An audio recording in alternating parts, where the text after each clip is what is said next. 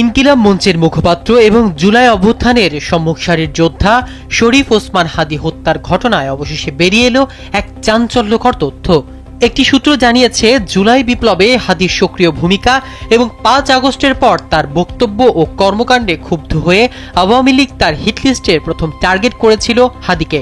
এরই ধারাবাহিকতায় এবার নাম পরিচয় সামনে এসেছে এ হত্যাকাণ্ডের মূল মাস্টারমাইন্ড ঢাকার কেরানীগঞ্জ উপজেলার সাবেক চেয়ারম্যান শাহিন আহমেদ ওরফে শাহিন চেয়ারম্যানের।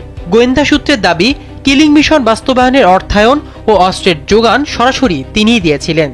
একই সঙ্গে এ হত্যাকাণ্ডে তার ঘনিষ্ঠ সহযোগী হিসেবে নিষিদ্ধ ঘোষিত ছাত্রলীগের গোপালগঞ্জ জেলার সাবেক সভাপতি আব্দুল হামিদও ছিলেন। জানা গেছে, হত্যাকাণ্ডে জড়িত সন্দেহভাজন হিসেবে তিনি এখনও পলাতক আছেন। হাদীর ওপর হামলার পর ঘাতকদের ঢাকা থেকে সীমান্ত পর্যন্ত পালিয়ে যেতে সহায়তা করেন এই হামিদ। তদন্তে আরও উঠে এসেছে, শাহিন আহমেদ মাফিয়া ডন হিসেবেই বেশি পরিচিত ছিলেন এবং সাবেক বিদ্যুৎ ও জ্বালানি প্রতিমন্ত্রী নসরুল হামিদ বিপুর ঘনিষ্ঠ হিসেবেও পরিচিত ছিলেন।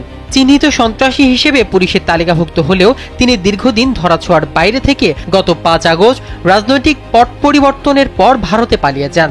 আইনশৃঙ্খলা বাহিনী জানায়, হোয়াটসঅ্যাপ কল ও SMS বিশ্লেষণে শাহিন চেয়ারম্যানের সম্পৃক্ততার প্রমাণ মিলেছে।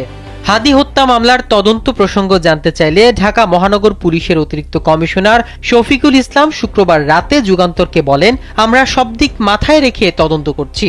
আশা করি খুব শিগগিরই এ ঘটনার পরিকল্পনাকারীদের সবার তথ্য জানা সম্ভব হবে। একই সঙ্গে সন্দেহভাজন পলাতক আসামিদের শনাক্তে যৌথ জিজ্ঞাসাবাদ চলছে। তদন্ত শেষ হলে আদালতে চার্জশিট দাখিল করা হবে বলে আশা করছে সংশ্লিষ্ট কর্মকর্তারা।